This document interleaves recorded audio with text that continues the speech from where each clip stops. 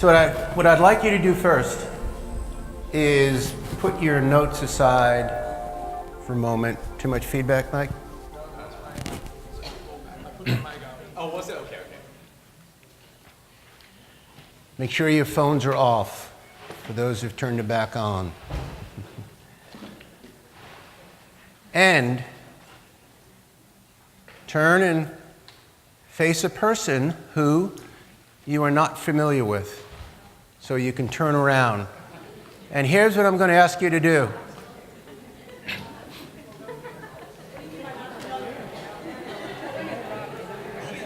I'll show you with Barbara. Face the person. One person, put your hands out, and the other person, lay your hands on top. And we're going to greet each other simply. But this is a simple exercise to help us move from left brain to right and begin to integrate. And it's an old, ancient, but very present Mayan greeting. You've heard of it? Lakek alakin. Lakek alakin. So you look the other person in the eyes and say lakek, lakek alakin. Lakek alakin. And then you return it, lakek alakin. And it means I am another yourself, or you are another me. Welcome. Nice to meet you. Good to meet me. Good to meet you looking at me. A simple way to connect. So I'm grateful and feel privileged to be here, to be sharing some time and space with all of you and with this conference, and to be here with Peter and share some time together. What I would like to do is give you some entree into Choice Point and beef up some understanding. We've been talking about understanding of certainly what Choice Point is, at least through the lens that I look through it. And no one person has all the information on any one thing. But Choice Point is a vital piece, I believe, of the whole system of total health. And I'm going to first show some slides so I can stay on point. It's very easy for me to get off point when I get up and speak. So I'm going to use the slides to develop the context. Now, these were some slides I created for the Memphis conference we had last year, and much of this content is in this book I'm writing that will come out. It's a short book, but it's a book that will help bridge what we do as practitioners, nest practitioners particularly, in the emerging field of bioenergy medicine, with the world that's coming to us. And as Peter has been describing in so many different shapes and sizes and forms, I'm really enjoying the richness that I'm experiencing and listening to Peter and his depth of understanding of the material and the technology. So what is Choice Point? You know your Choice Point. What Choice Point are you at? What Choice Point are we at? What is the Choice Point? Well, Greg Braden, I believe, was the first to coin the phrase. And if you know of Greg Braden, he's a master of information and communication and helping us understand the larger context of what we're doing and who we are and where we're here, and draws on much ancient mythology and information and looks to bridge it in today's practical world and empower people to wake up and then stay awake. And it's very much what we do, I believe. And if you would allow me the permission to use the word we, so that I don't always have to say I and we are connected. But when I say we, I'm speaking today about who we are as nest practitioners and who we are evolving to be. If you're here in this room, you're consciously in an evolutionary cycle. And that's the other disclaimer I would give right now, is don't believe everything I say. If it resonates with you, then feel it. But if I'm saying it, I believe it. So those of us who are here, if we're here with our hands on this technology, we are evolving. We are the leadership of an evolutionary trend, more than a trend, an evolutionary movement, particularly in the healing field, moving very rapidly and disrupting the conventional and establishing a new paradigm of healing, of health, of how we see what we have believed to be patience and realize that we are all moving up the same mountain. But as practitioners, we do have a particular responsibility. So very much like Peter, a lot of my passion is in continuing to initiate the practitioner's consciousness so you can grab hold of what we have and you be the master. And everyone's going to do it differently. Everyone will do it the way you do it. So choice point, as Greg Braden describes it, is the end of one cycle, that point, that place in time where one cycle ends and another is beginning. And at that point, nature, consciousness, always has a choice to make, whether we repeat the cycle or the pattern, or we upgrade, we move on to a higher level in terms of frequency, in terms of energy, certainly in terms of our living as human beings. So can you see where we are as a choice point, as a collective? And what I'm going to present is much of the technology or the context that's about the collective, but bring it down, we'll narrow it down. So we'll start with a large lens and look at a smaller lens, and then Peter and I will end up with the mind field, and we'll look at the mind fields and how do we bridge everything we've been talking about with the material of choice point. And then how do we do that for ourselves, let alone how do we do that and then offer that, if that's what we're called to do, how do we offer that material and that experience to someone else to help them find their choice point? So when all the fields are clear, then what? So when you've cleared all the field, then what will you do? What is that for each of us? And to me, that's a very exciting part of healing. And I distinguish healing. We come from a world of treatment, and we have some very advanced technology in our hands of treating. And many people, if not most, are going to want to be treated, right? People want to be treated. Treat me. Please treat me and get me out of this suffering as we've been looking at. And that's still a valid paradigm because the world is in crisis. But beyond treatment, there's healing. And healing is different information. It's another whole level of information to heal a condition, change the pattern. And then beyond healing, there's transformation. And transformation is an upgrade from healing.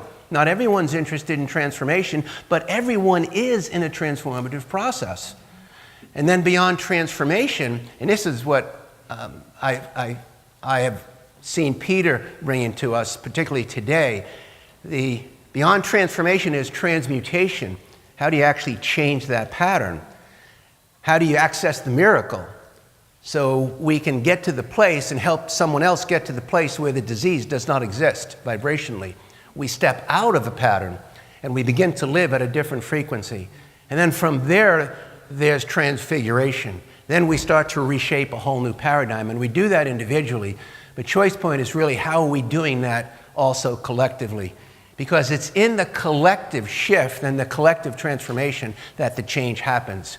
Until we get there collectively, we're still going to be working with similar patterns. So as practitioners, we want to stay empowered so that we can be in these patterns but not of them. Does that make some sense? So choice point. I'm going to start with a quote or drawing on some verbiage from Ken Wilber, a very, very well-known transpersonal psychologist. I'm going to read just the first two, and then we'll go on a little quicker. We are in a time and space that has been described as the fourth turning by psychologist Ken Wilber. Mythologically, this term also relates to the Mayan calendar, the lens that they look through. And their interpretation of 2012, we're still in the frequency of 2012. We went through the door, but we're still somewhat in that door. We were for a while before we entered in. And it's all about frequency, as you'll see. We went through the door of 2012, a way of entering a new age, a new golden age. Now, when people come into the office, I don't think they're saying, hey, Doc, I'm here, or because I'm eager to enter the new golden age, so give me those infraceuticals. That's not the mindset of most individuals. But that is the larger context, and when we go through some of this material and look at what Choice Point offers us, we can see that we can begin to operate in that context with some tools. Following this storyline, which is a myth cannot be proven or disproven, but simply leaves a person with a resonance of deeper truth. There are actually 7 principal turning points to our planet. Whether you believe that or not, it's been spoken about for tens of thousands of years, that we must move through in order to get back into harmony as a collective, to clear the memory of planetary karma. So when we work with people today, and I make a distinction, if I was working with Barbara, somewhere in our relationship as practitioner and practicer, the person who is in this partnership, somewhere in there, I want to invite Barbara to the awareness that this isn't your pattern. This isn't yours. You're just holding it. We're just holding it.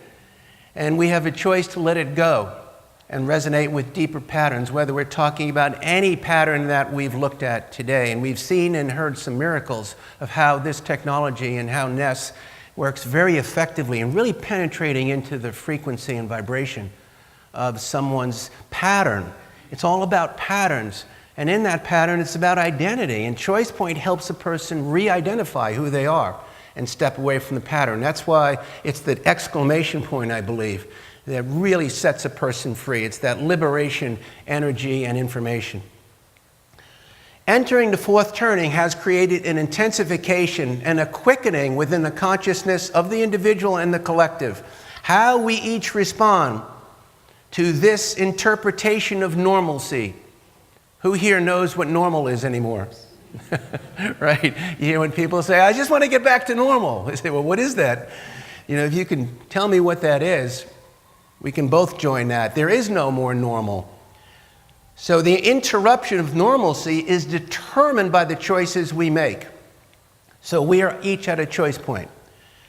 At this moment in history, here's another way of verbalizing it. We are faced with one of the biggest choice points we have ever encountered. Individuals are making choices to change their nations. Nature is giving us a wake-up call. Economies are struggling, and for many of us, the future looks uncertain. Yet people are also rallying around a voice, awakening from the apathy of previous decades, the apathy of refusing to look, and, quite frankly, not knowing where to look other than just staying in survival, just getting by. We can't do that any longer, I don't believe. We can really do that as a collective.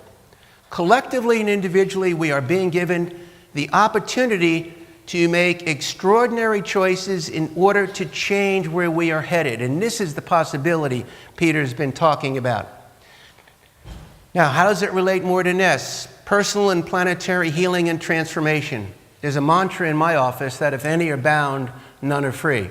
So the work we do for others. We do for our family. We do for our community. We do for our ancestors. We do for the future generations. But we do it for ourselves. But that's our quantum relationship. Only those, here's a Hopi prophecy, only those who are spiritually strong will survive the passing of the fourth world and the coming of the fifth. The passing of a fourth world, the coming of the fifth. Now, my left brain can't quite maybe wrap around there, but some level of me understands that. There are greater cycles.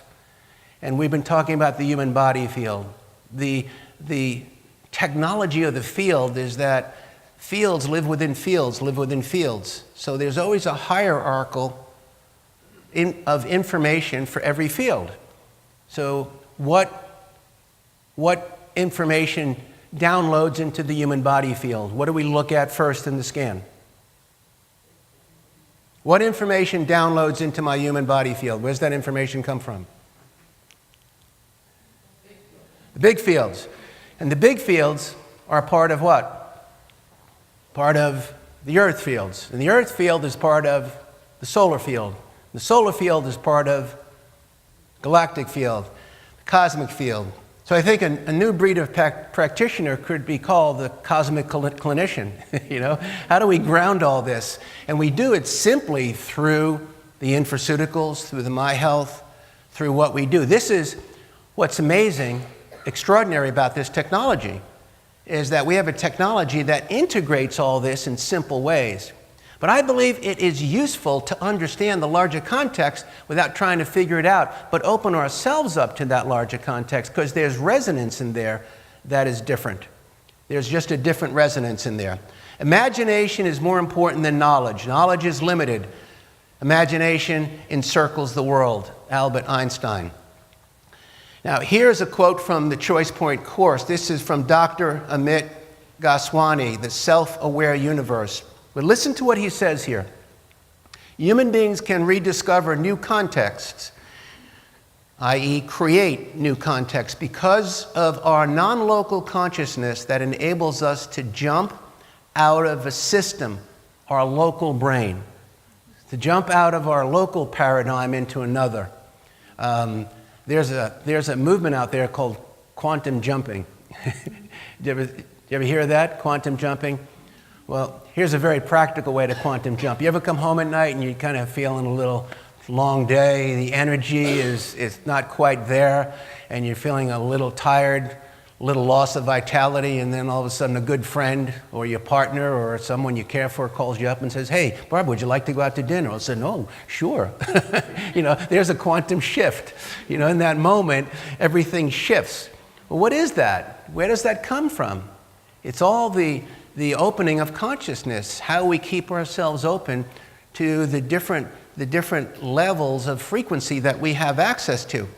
In healing, we are at a precipice of having access to tremendous archetypal energy. And as we heal the field, we open ourselves up to these archetypal patterns, these patterns that are there, that are already in place, that have not been affected by the world that we've created, that live within a sphere. It's been called the noosphere. It's been called the fourth dimension, that live beyond the third dimensional reality. Now, what we do, I believe, in putting this all together is we open up a portal for people. Where does healing come from? Where does that immortality, regenerative energy come from? The ability for that cell to regenerate. We can break it down and say, well, it's because electrons are exchanged. And in that exchange of electrons, some cells die off and new cells are born, and so there's a regeneration. And we have ways of affecting that no other practitioner has within a system. And we call that the Nest Total Wellness. Is that amazing? And we're learning how to do that. So we have access to that because it's all part of the makeup. And what Dr. Goswami is talking about here is we have access to the vast archetypal content of the quantum states of mind that extend far beyond the local experiences within a lifetime of one person. So when we start to work within the energy field, we reach back into time. This is what the holograms are. We can look back and see where an individual is what, where their identity is what. Is what? Stuck. Where it's identified. And it will then be connected to the beliefs, because the belief holds the energy. Our belief is what holds much of the cellular frequency in place. So if I have a belief that's stuck in a pattern that's centered in a self-limiting belief system that isn't about me, and we call that victimization, if it's not about who I really am, if it's not about that I see you in myself and I see you in me, if it's not about that larger context, really, if it's not about that, then there'll be some interference in the field. It's that simple, and yet it's that profound. And yet, how do we continue to be artists, healers, the art of healing? How do we do that in a way that actually serves those who are coming to us? We are doing it. And we do have to know the practicality of it. We do need to know the infraceuticals. We do need to know how the miracles could work. Do you think? Any of this making some sense? This is from Greg Braden again, and what he says here in this complicated little slide is there's a growing body of evidence that suggests that time waves and the history within them repeat the cycles within cycles. And each new cycle begins, as each new cycle begins, it carries the same conditions of the past. And then each cycle energetically wants to go to the next level. That's the evolutionary imperative. Get to the next level. So on a practical basis, the Choice Point weekend and the Choice Point course is a stepping stone. It's a gateway for you to choose what your next level really is and to get really in touch with it, to really get to the core of it and see what's holding you back. You show me what holds you back, and I'll show you what holds me back. It's being aware of it. Do you know what holds you back? It's not what we think holds us back. And as Peter has been eloquently sharing with us, we don't have to know everything. We touch certain key parts of what we want to change. And when we can do that with the right technology, the right state of consciousness, the right support, miracles do happen. And they're happening in an accelerated time and space. And that's the miracle that we're talking about. Who was up here and spoke about the 3-week cycle, and all of a sudden she cleared her gut issue? Well, I've been practicing functional medicine since the early 80s. I was studying with Dr. Jeffrey Bland back in '82. And even in that functional medicine community, you don't change patterns that quickly, especially dysbiosis like that. No, that's, you'll hear that's a 12-month process, 18 months. You've got to stay here. And as many years as you've been here, you've got to give that each year in this degenerative state, give me 3 months to work with you. Now, I used to believe that as well. Now, I won't dismiss that there's value there, but there's something else to step up to for those who are bold enough to go there and willing to shift our own belief systems, let alone experience it. That's high-intensity responsibility. It really is. We're not going to step lightly into that. And so when we have in our hands, when we take this and coming here, it's so important we start where we are and just follow the lead.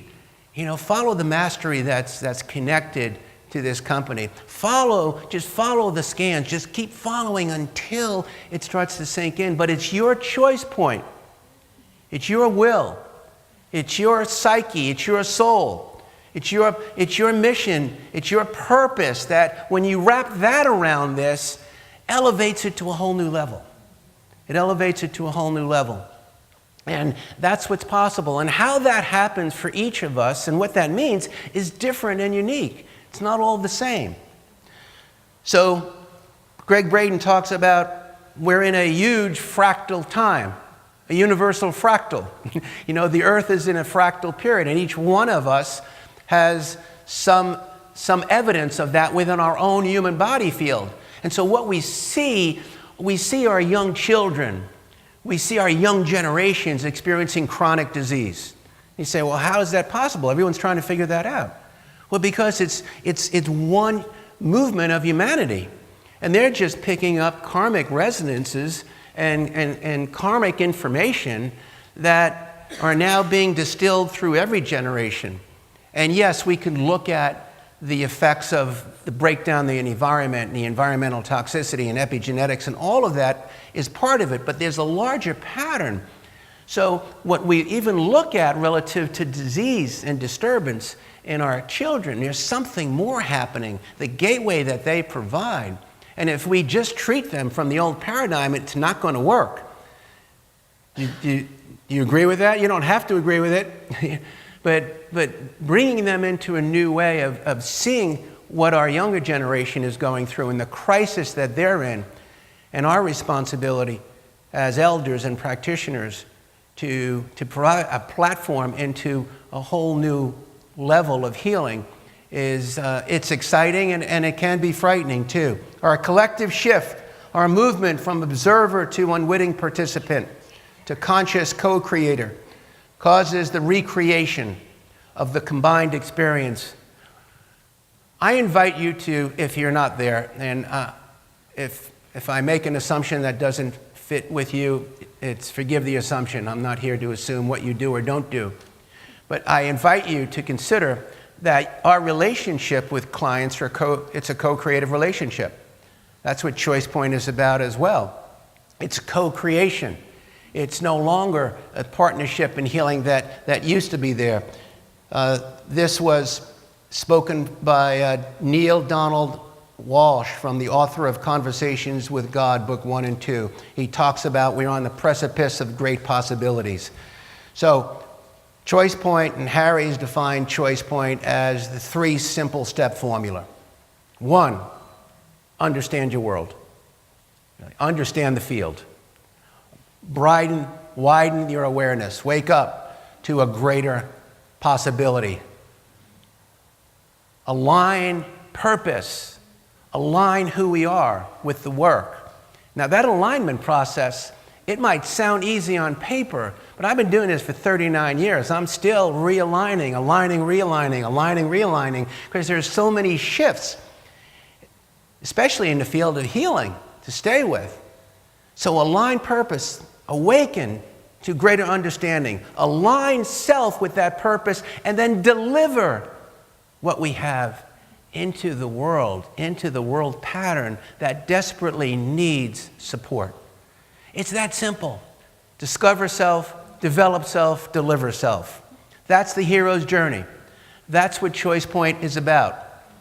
The ancients spoke about, at this time in the 4th turning, the earth will retrieve its light body. The earth will retrieve the awareness of its light body. What do we do when we sit down with patients? We're showing them their light body. We're showing them their human energy field. We're showing them an extension of their body, all connected to what's already been spoken about. The human body field consists of resonance, frequency, shapes, geometric structure, and fractal patterns. Much of what we've been talking about, what you've already probably learned and heard since coming into NES, what Peter has been sharing with us. And according to today's leading scientists, it is the creator. There's some creative force within that drives the whole mechanism, which exists in what they call the quantum mind, more specifically. So ChoicePoint is a journey that assists an individual to leave the personality mind and embrace the quantum mind. Leave the personality mind and embrace the quantum mind. When we greeted ourselves with that Mayan greeting, I am yourself, it's a little different than, hey, Barbara, my name is Lenny Izzo, nice to meet you. It's not a huge shift at one level. It's a simple shift, but it takes us out of our comfort zone. And you show me your comfort zone, I'll show you mine. And my comfort zones and our comfort zones will be very well contained within the human energy field, within the human body field. What keeps us in comfort is our fears, our subconscious patterns, what we've become secure with. And so if we talk about normalcy today and what's normal and what's not, we have to acknowledge that there is no security as we knew it. There is no security as we knew it. And if you really embrace that, that could either be frightening or exciting, and a little bit of both. Because the security is staying in that moment and continuing to let ourselves evolve. What this shows us is the relationship of the human energy field to the larger cosmic field, kind of a cosmic picture of the earth and also a heartfelt picture. That's actually the heart field. Here is what we're talking about. Where does the information for the human body field come from? In this picture, in this diagram, what we see is the earth field, and we could put the human body field, and how many billion? 7 now? 7 to 8 little individual human body fields? It's one field. That's what Peter's been sharing. It's one unified field. It's not my body and your body. We're cells in the same body. But you work on your cell, I work on my cell. Now we got two cells that are getting free and liberated. And there's a frequency that goes out from those two cells that affect the third cell and the fourth cell. This is how it's happening.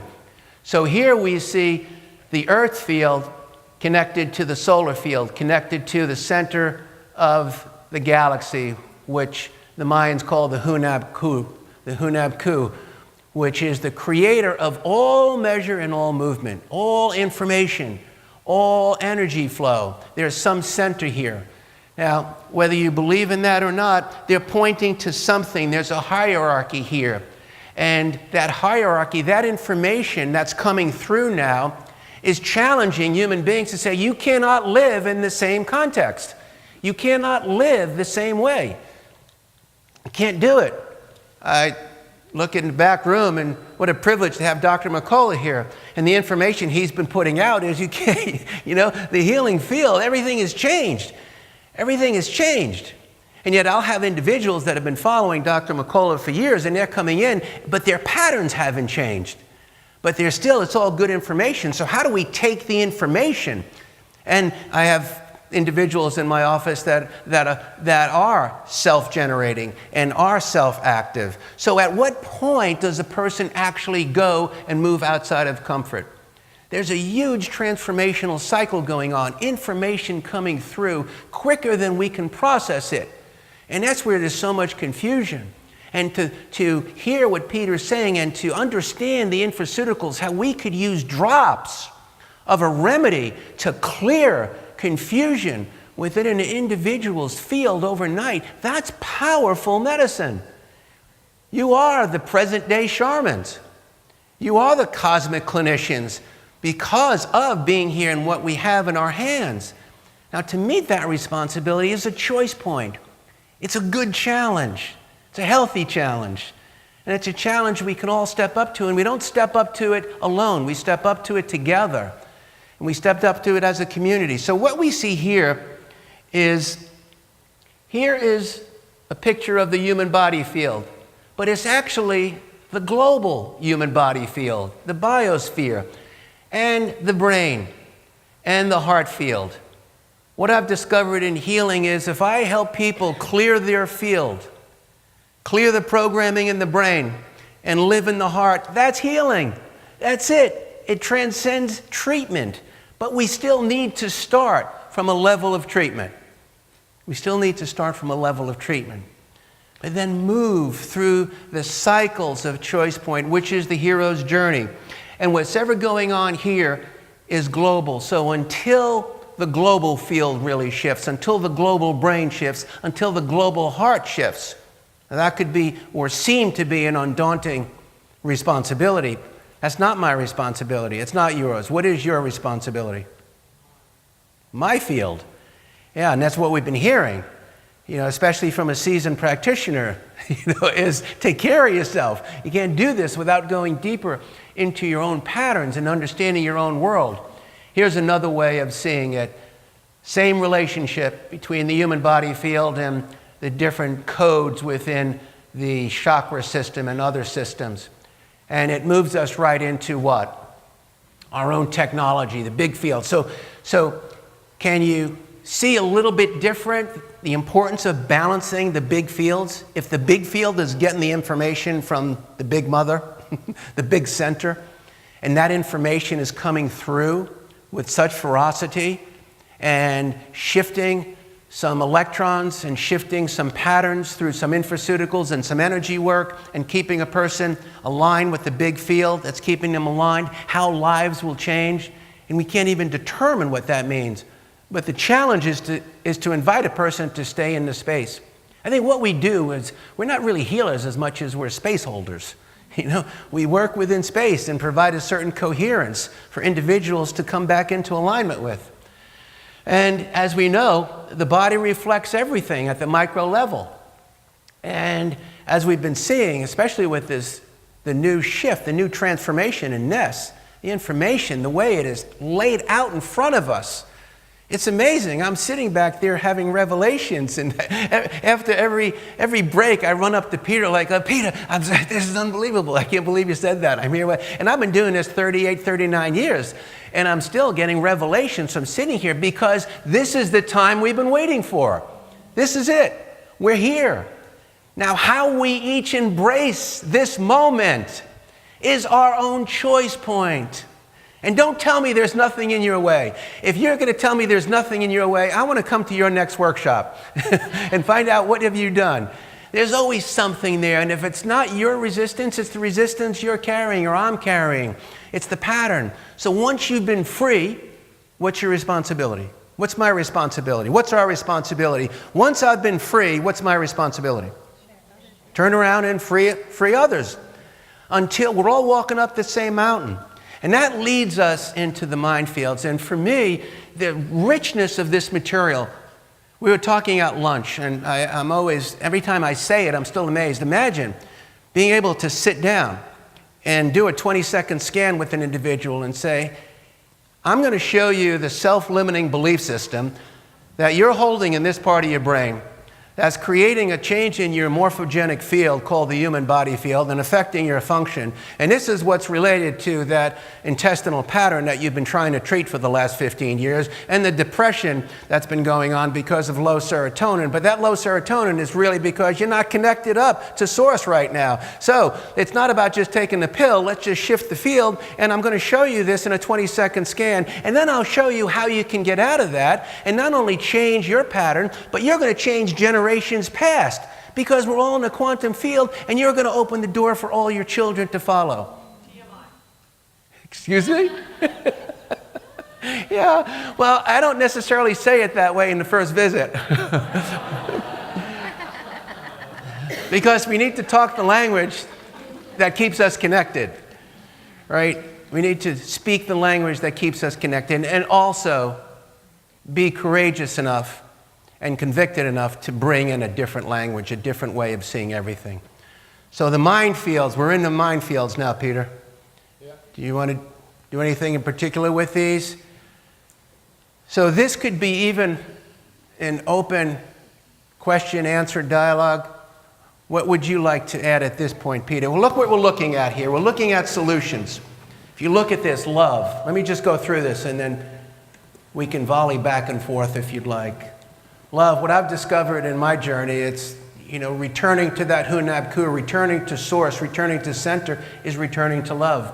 So it's all about coming back to self-love. Now, I grew up in a pattern where that would have seemed selfish. But now it's no longer selfish, it's mandatory. But to do that in a balanced way, because if I don't love myself, how can I love my community, my patients, my family, my partners, whoever? You can't. I can't. It took me a while to get there.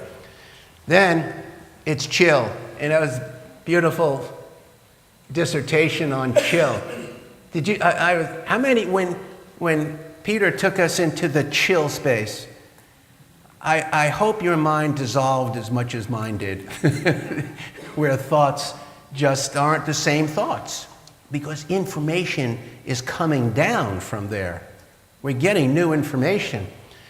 The power of chill, the power of peace, the choice point course, when it points to that, and there's so much richness in here. You get to next week, Peter's going to get into this, and then how we connect it.